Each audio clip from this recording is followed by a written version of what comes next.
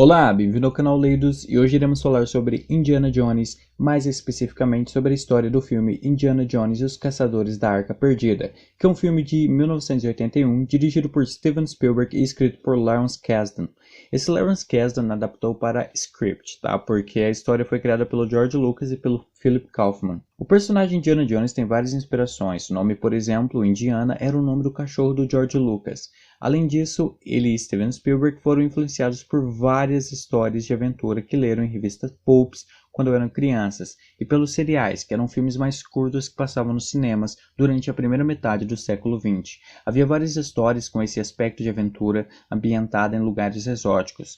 O visual do Indiana Jones foi inspirado em personagens de alguns filmes, tipo O Tesouro da Serra Madre e O Mistério dos Incas. Na tela você vê a semelhança nos figurinos.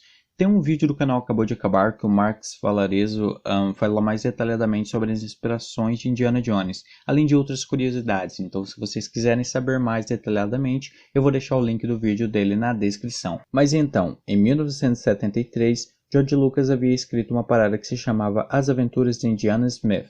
Eis que então ele teve alguma colaboração do Philip Kaufman, e então os dois trabalhando por semana chegaram enfim à ideia da Arca da Aliança.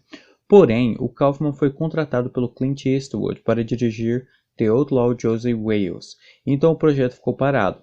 Assim, George Lucas guarda na gaveta essa ideia e decide se concentrar em outro de seus projetos, um chamado Star Wars, lançado em 1977, que, como bem sabemos, se tornou um fenômeno. Só que, meio que para fugir de toda a fama que Star Wars lhe gerou, Lucas busca férias no Havaí. E adivinha quem também estava no Havaí? Steven Spielberg. E parece que em um dia em que o Spielberg estava fazendo um castelo de areia na praia, ele expressou sua ideia de dirigir um filme do James Bond. Aí o Lucas responde que ele criou um personagem bem mais legal que o James Bond, então ele explica o conceito do Indiana Smith e da Arca Perdida. O Steven Spielberg simplesmente amou, mas falou que o nome Smith não era legal, e então Lucas falou, tá, e que tal o Jones? E temos o nosso Indiana Jones, amigos. Aí eles começam a planejar a produção do filme, né? Estão os detalhes interessantes, do tipo, o Spielberg não estava querendo assinar o contrato porque o George Lucas queria uma trilogia e o Spielberg não queria ficar preso no projeto por 3 filmes. Mas aí o Lucas falou, não, tá suave, eu já tenho o roteiro para os 3 filmes.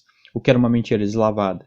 Tem também o fato de que o Lucas e o Spielberg tiveram algumas diferenças criativas quanto à personalidade do Indiana, pois enquanto o Lucas acreditava que o caráter aventureiro e acadêmico do Indiana já o tornava um personagem complexo o suficiente, Spielberg queria dar uma visão mais obscura, de um cara com problemas com bebidas e mais soturno e tal. Mas isso foi tirado do roteiro e só vemos um resquício do que poderia ser esse Indiana Jones na hora em que ele bebe por causa da morte da Marion. Bom, mas agora vamos à história do filme. Indiana Jones estava na América do Sul atrás de uma relíquia. Após alguns percalços, ele chega ao local desejado, e atravessando algumas armadilhas, ele enfim pega a relíquia. Porém, ao que o ídolo é retirado de seu descanso, aquela espécie de templo começa a ruir. Indiana é enganado por outro de seus guias e perde o ídolo. Mais à frente, ele retoma o objeto e o perde de novo pouco tempo depois. Dessa vez para o seu arquirrival, o arqueólogo francês Belloc, que parece ser um personagem conhecido de Indiana Jones. É dito que ele sempre pega aquilo que por um breve período pertenceu ao Indiana. Jones então tem que fugir por sua vida e enfim ele alcança o avião que o tiraria dali. Toda essa sequência inicial do filme é bastante instigante e nos prepara para o que está por vir nesse filme. Um detalhe curioso é que a cena em que o Indiana troca o ídolo por um peso de terra e foge de uma esfera é uma inspiração que George Lucas teve lendo os quadrinhos do tio Patinhas. Após toda essa confusão, Indiana volta para a América, a sua vida de professor universitário.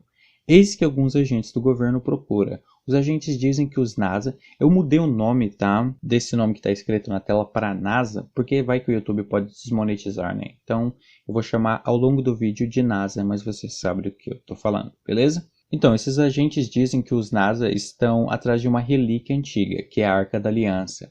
A Arca da Aliança é um baú antigo que contém os 10 mandamentos bíblicos. É um objeto de extremo valor histórico e encontrá-la é o sonho de qualquer arqueólogo.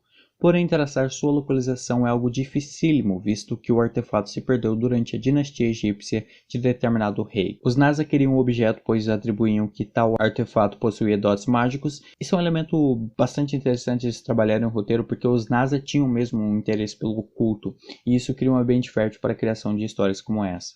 E como disse, não era mais fácil das tarefas encontrar a localização do objeto, e tanto o Indiana quanto os NASA compartilhavam dessa dificuldade, porém Indiana tinha um indício que poderia levar até o lugar.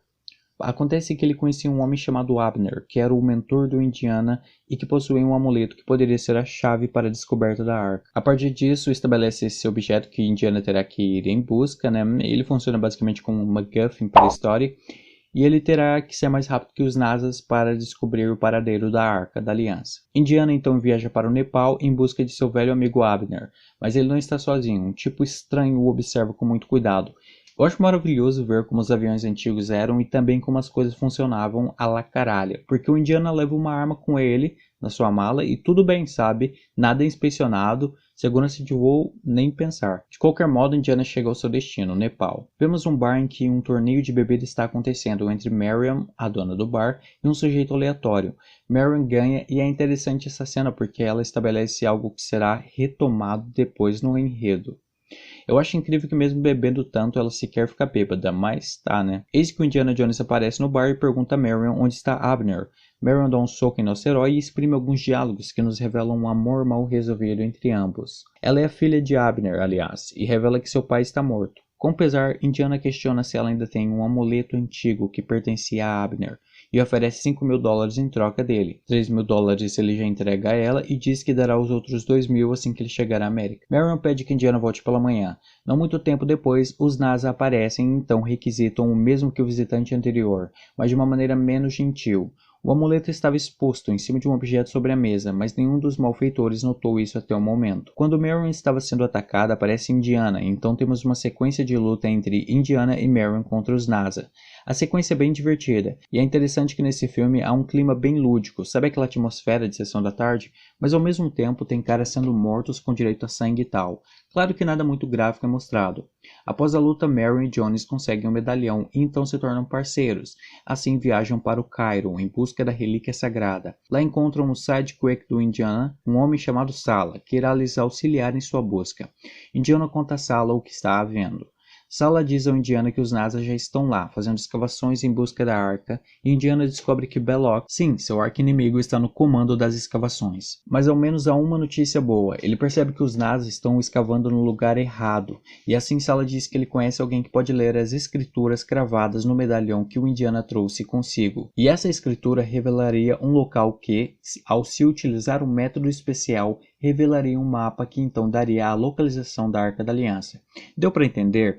O amuleto ele serve para encontrar o lugar A, que é onde ele encontra a localização para o local B, que é o local que ele deseja ir de verdade, pois lá está a Arca da Aliança. Enquanto Sala levava o amuleto para um especialista decifrá-lo, Indiana e Marion andavam pelas ruas do Cairo. De repente eles são atacados e aí temos mais uma sequência divertidíssima de ação. E no meio dessa confusão, Marion acaba sendo sequestrado pelos homens a serviço dos NASA. Esses homens queriam pegar a Marion por acreditar que ela poderia levá-los até o medalhão, que agora estava na posse de Indiana. Enquanto o Indiana corria atrás da Marion a fim de salvá-la, o caminhão onde ela supostamente estava explode. Indiana fica estarrecido ao perceber a morte de Marion. É mais ou menos, né? A verdade é que essa suposta morte da Marion não teve tanto peso emocional assim. Eu achei bem fácil deduzir que ela não tinha morrido de verdade ali. Mas fora isso, para a trama mesmo, alguns personagens agem meio com indiferença à morte dela. Tipo o Sala. O Indiana fala pra ele, a Marion foi morta. E ele só responde, eu sei. Caraca, é isso? Tipo, a pessoa morreu, você... Nossa, eu sei, nem meus pêsames. E por isso eu até suspeitei que esse Sala era um agente duplo que planejava enganar o Indiana. Porque em vários momentos ele age de uma maneira que você pensa, esse cara tá querendo muito ferrar o Indiana. Mas não tem nada a ver, ele é amigo mesmo. Bom, pouco depois temos Indiana e Belloc se encontrando frente a frente. O clima não é nada amistoso, afinal o Indiana tá puto com a morte da Marion. Um detalhe nessa cena é que vemos Indiana bebendo em mais seu turno, da forma como Spielberg visualizava o personagem. Outro ponto que eu quero destacar é quanto à atuação do Harrison Ford. Ele está com um sorriso sarcástico no rosto, eu não sei, isso me deu uma sensação de estranheza. Ficou um pouco enigmático o sentimento que ele quis passar aqui. Outra coisa que vale ser ressaltada nessa cena é a fala memorável em que o Belloc diz: a Arca da Aliança, Indiana, é uma linha direta para falar com Deus. E o Indiana responde: você quer falar com Deus? Eu posso te ajudar nisso. Eu estou parafraseando, claro, mas eu acho fantástico esse diálogo. Bom, o Indiana é tirado dali, assim impede-se que ele faça uma besteira, e depois ele e o Sala vão falar com um homem incumbido de decifrar o enigma do amuleto. O homem consegue decifrar e lhes diz um enigma que serve como dica para a localização do lugar onde se encontrava o mapa da Arca da Aliança. Tem também uma coisa de que tentam envenenar o Indiana, mas quem morre é esse macaquinho que aparece na história. Mas eu francamente acho ele bem irrelevante e omiti ele no vídeo. Eu só tô citando aqui como uma nota mesmo. Indiana é salvo da morte pelo envenenamento por seu amigo Sala, que havia percebido o macaquinho morto no chão, e então os dois vão para o local onde está ocorrendo as escavações dos NASA, porque eles conseguiram decifrar o enigma que o cara falou pra eles, né? Então eles sacaram, então é naquele local. Nesse ponto, esse filme tem um puta furo no roteiro, porque é o seguinte, os NASA estavam escavando no lugar errado, sem ideia de onde estava situada a Arca da Aliança.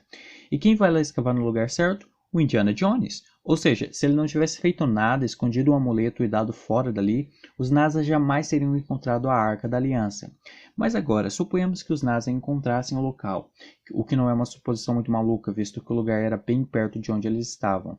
Tá, daí eles achariam um objeto por si só, abririam a arca como fizeram e morreriam do mesmo jeito. Em outras palavras, o Indiana quase não tem importância no rumo da história. A pouca importância que ele tem é em fazer caquinha, mas sem ele tudo no final seguiria o mesmo rumo. Mas vamos continuar contando a história. O Indiana acaba encontrando a Marion no acampamento dos NASA e em vez de salvá-la, ele decide deixar ela lá, porque senão os NASA iam perceber que tinha algo errado e ele não conseguiria dar cabo de seu plano. Mas isso ia ser muito canalha, velho. Desculpa, você tem noção dos perigos que aquela mulher estava exposta ali? Se você pensar só um pouquinho, vai chegar à conclusão de que o Indiana foi bem babaca com a Marion. Então, a Marion permanece onde estava. O Indiana vai no Poço das Almas, onde estava o mapa com a localização da arca e consegue, enfim, descobrir a localização. Ele e Sala, então, auxiliados pelos escavadores, começam a trabalhar e permanecem escavando durante toda a noite. Eu acho que é um pouco forçado acreditar que os caras iam conseguir fazer todo aquele trabalho ao longo da noite sem os NASA desconfiar do que eles estavam fazendo, né? Mas tá bom.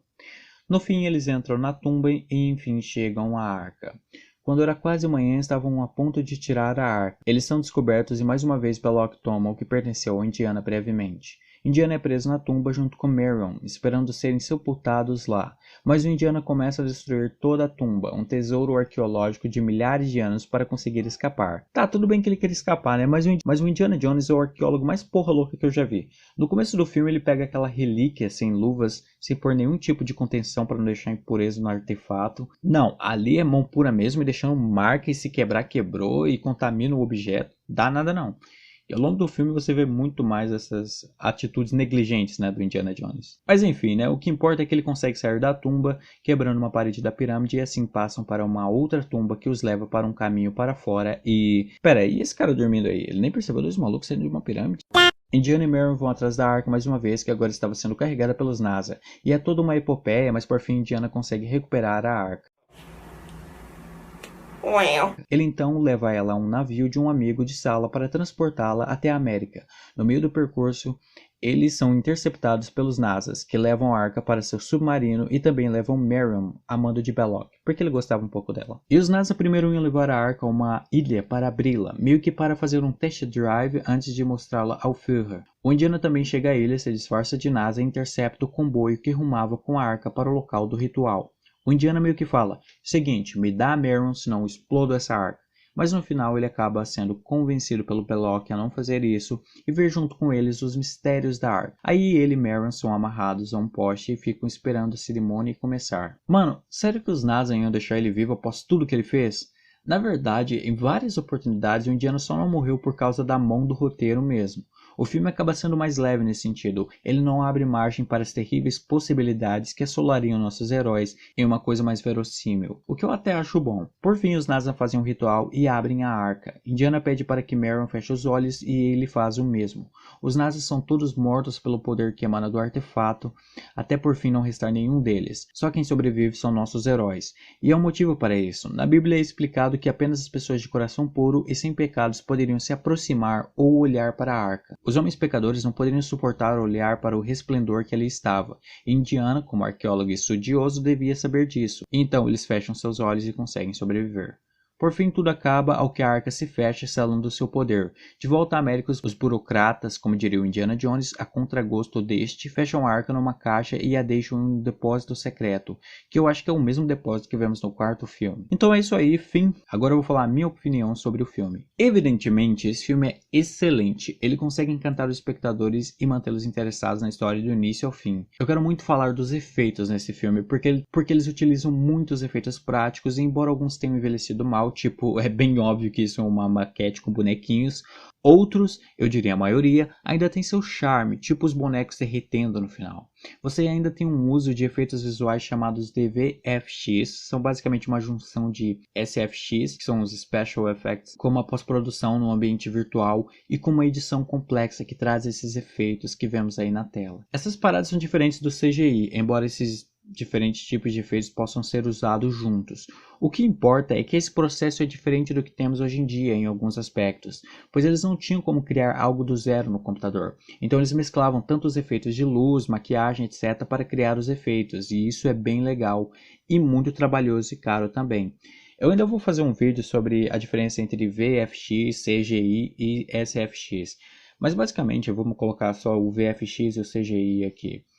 O VFX é quando você mescla os efeitos com uma filmagem real.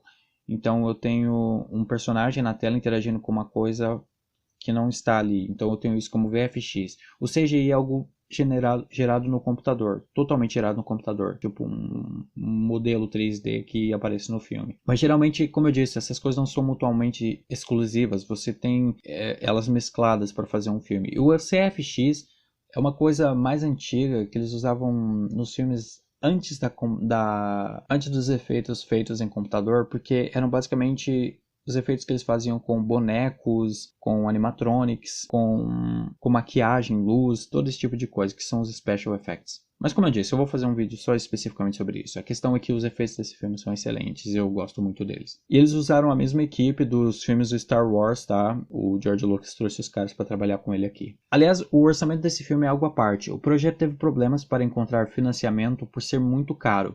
Mas por fim a Paramount Pictures aceitou financiar o projeto, mas pediram que não houvesse nenhum aumento no orçamento. Isso meio que era um pouco difícil para o Spielberg devido aos outros filmes dele, né? Parece que ele sempre passava um pouquinho do orçamento.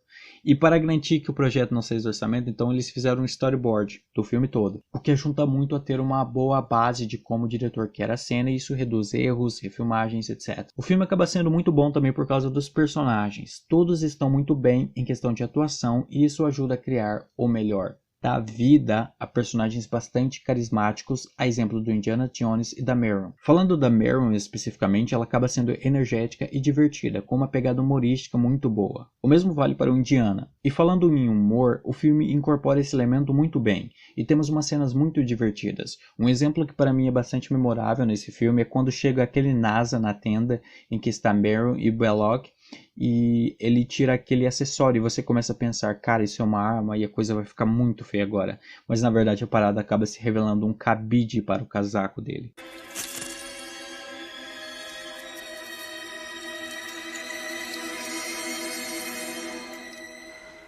Esse filme é muito bom e inegavelmente um clássico do cinema, e foi sucesso quando lançou também, sendo muito bem avaliado pela crítica e tendo uma bilheteria que é considerada uma das mais rentáveis do cinema até os dias de hoje, quando ajustado para a inflação. Mas então, esse foi o vídeo sobre Indiana Jones, eu espero que tenham gostado. Eu adorei ver e pesquisar mais sobre esse filme, então espero que para você tenha sido divertido de assistir, e se foi, deixa aquele like, tá? Inscreva-se no canal e comente qual o seu filme favorito da quadrilogia do Indiana Jones. Então é isso, até o próximo vídeo e tchau!